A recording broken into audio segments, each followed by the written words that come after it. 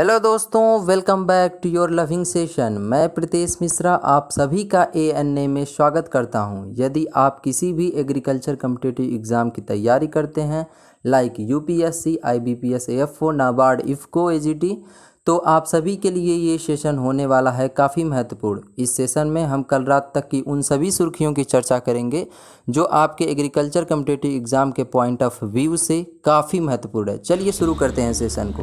सबसे पहली न्यूज़ तमिलनाडु से निकल के आ रही है, जो वहाँ के मुख्यमंत्री MK स्टालिन हैं। उन्होंने सोमवार को कृषि की प्रगति व गाँवों को आत्मनिर्भर बनाने के लिए एक नई योजना की शुरुआत की है। ये योजना क्या है, इसके क्या फ़ायदे हैं, हम इन सभी का इस सेशन में विस्तार पूर्वक अध्ययन करेंगे। और दूसरी न्यूज़ निकल के आ रही है कि दुबई के गल्फ फूड मेले में भारतीय निर्यातकों को 1 लाख टन से ज़्यादा ऑर्डर मिले हैं। ऐसा क्यों है, इस सेशन में विस्तार पूर्वक अध्ययन करेंगे। इसके बाद भारत ब्राज़ील कृषि संबद्ध क्षेत्रों में संबंधों को और मजबूत करने पर सहमति दर्ज की गई है।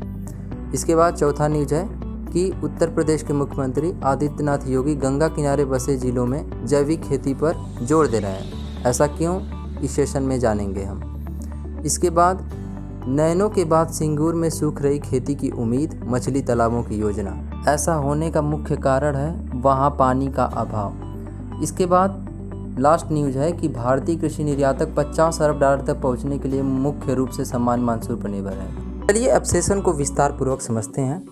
सबसे पहले जो न्यूज़ निकल के आ रही है तमिलनाडु से, वहाँ के मुख्यमंत्री MK स्टालिन ने सोमवार को एक योजना का शुभारंभ किया है। इस योजना के तहत 227 करोड़ के लागत के साथ 12,525 विलेज पंचायतों को लाभान्वित करने का लक्ष्य रखा गया है। ये योजना किसानों को आत्मनिर्भर बनाने के लिए, इस योजना का जो नाम है वो कैलेगनारिन अनैथु ग्राम अरिगनाथा वेलन वलार्ची चिट्टम है, जिसका अर्थ है कैलेगनार के सभी गांव एकीकृत कृषि विकास कार्यक्रम है। इसके बाद हम इस योजना का जो नाम है वो वहाँ के पूर्व प्रधानमंत्री M करुणानिधि के नाम पर रखा गया है। क्या इसे अन्य प्रदेशों में भी जारी करना चाहिए? अगर हाँ तो आप कमेंट सेक्शन में ज़रूर लिखें। अब इसके हम कुछ बेनिफिट्स के बारे में बात करेंगे। सबसे पहली जो बेनिफिट है वो बंजर भूमि को खेती के वास्ते उपजाऊ भूमि में बदलना है, अर्थात बंजर भूमि को किस प्रकार से उपजाऊ बनाया जाए इस पे जोर दिया गया है। दूसरा है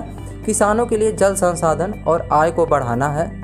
इसके बाद जो तीसरा है बेनिफिट्स वो है सौर ऊर्जा संचालित सूक्ष्म सिंचाई प्रणाली की सुविधा, अर्थात सौर ऊर्जा के माध्यम से किस प्रकार से हम सिंचाई की व्यवस्था करें। इसके बाद मूल्य संवर्धन के साथ कृषि उपज का विपणन और सहकारी समितियों के माध्यम से अधिक फसल ऋण उपलब्ध कराना है।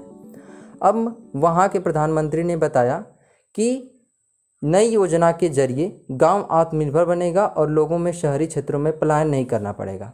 दूसरी जो न्यूज़ है वो काफ़ी मज़ेदार है।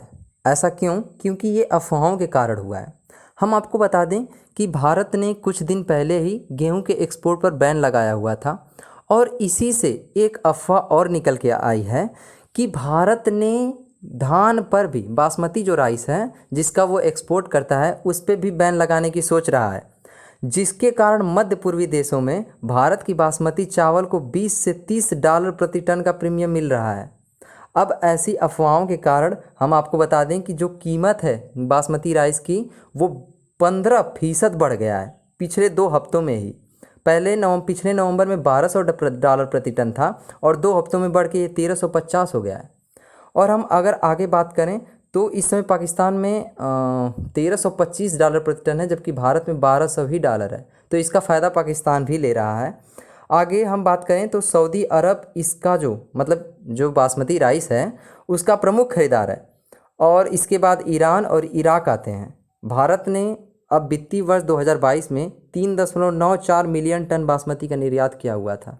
तीसरी और सबसे महत्वपूर्ण न्यूज़ निकल के आ रही है भारत और ब्राज़ील के बीच कृषि संबंधों को लेके। हम आपको बता दें कि हमारे भारत के जो पशुपालन मंत्री अथवा डेयरी पालन मंत्री जो पुरुषोत्तम रूपाला जी हैं, उनके द्वारा ब्राज़ील पर 5 दिन का यात्रा किया गया, जिसके दौरान उन्होंने ब्राज़िलाई एसोसिएशन ऑफ जेबू ब्रीडर्स, उबेरबा के मेयर, ब्राज़ीलाई कृषि और पशुधन परिसंघ और ब्राज़ीलाई सहकारी संगठन के अध्यक्षों के साथ भी बैठक की और अनुसंधान एवं विकास, आनुवंशिकी सुधार एवं व्यापार एवं निवेश के माध्यम से डेयरी के क्षेत्र में सहयोग बढ़ाने के तरीकों पर चर्चा की। हम आपको बता दें कि जो ये मीटिंग है वो केवल अभी इस बार ही नहीं बल्कि वर्ष 2020 में भारत और ब्राज़ील ने 15 समझौते पर हस्ताक्षर किया था। वो 15 समझौतों में डेयरी तेल और प्राकृतिक गैस, जैव ऊर्जा, इथेनॉल, व्यापार एवं निवेश आदि पर था, जो कि काफ़ी महत्वपूर्ण था। अब आइए पुरुषोत्तम रूपाला जी के ही जुबानी हम पूरी बातों को समझते हैं। ब्राज़ील और भारत का ऐतिहासिक संबंध है। Zebu is a pride of India. आपने इनको यहाँ इतना अच्छा डेवलप किया है, इसका हमें भी बहुत गर्व है। टेक्नोलॉजी एंड ब्रीड इम्प्रूवमेंट के प्रोग्राम जो ABCZ ने लिए हैं, उस टेक्नोलॉजी और आपने जो जेनेटिकली इम्प्रूवमेंट ब्रीडिंग किया है, उसका बेनिफिट भारत के पशुपालकों को कैसे दिया जाए। ज़ेबू का होमलैंड है, वहाँ उसका बेनिफिट कैसे लिया जाए, इस हेतु मैं अपने डेलीगेशन के साथ इधर आया हूँ।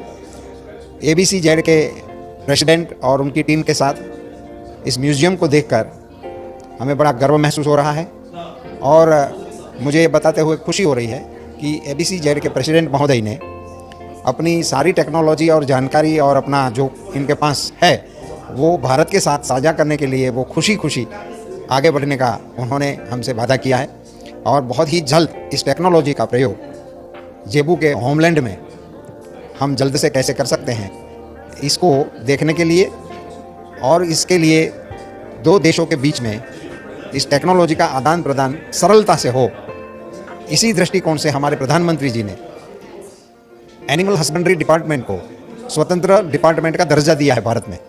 हमारे इस सेशन की ये आखिरी न्यूज़ काफ़ी महत्वपूर्ण है। भारतीय परंपरा में पतित पावनी मोक्षदायिनी माने जाने वाली गंगा को अविरल, निर्मल और प्रदूषण मुक्त बनाने के लिए योगी सरकार इसके अधिग्रहण क्षेत्र में बड़े पैमाने पर जैविक खेती और वनीकरण को बढ़ावा देगी। सरकार की योजना है कि प्रदेश में गंगा जिन 27 जिलों से गुजरती है, उनके दोनों किनारों पर 10 किलोमीटर के दायरे में जैविक खेती को प्रोत्साहन दिया जाए। इसमें योगी सरकार दो ने अगले 6 महीनों में गंगा के किनारे 6,759 हेक्टेयर में वनीकरण का लक्ष्य रखा है, जो कि काफ़ी महत्वपूर्ण है। और इस खेती का मुख्य उद्देश्य जैविक खेती और वनीकरण से बनाए गए गंगा को प्रदूषण मुक्त करना है। आज के लिए बस इतना ही। अगर वीडियो पसंद आया हो तो चैनल को सब्सक्राइब और वीडियो को लाइक करना ना भूलें। मिलते हैं नेक्स्ट वीडियो में, तब तक के लिए जय हिंद।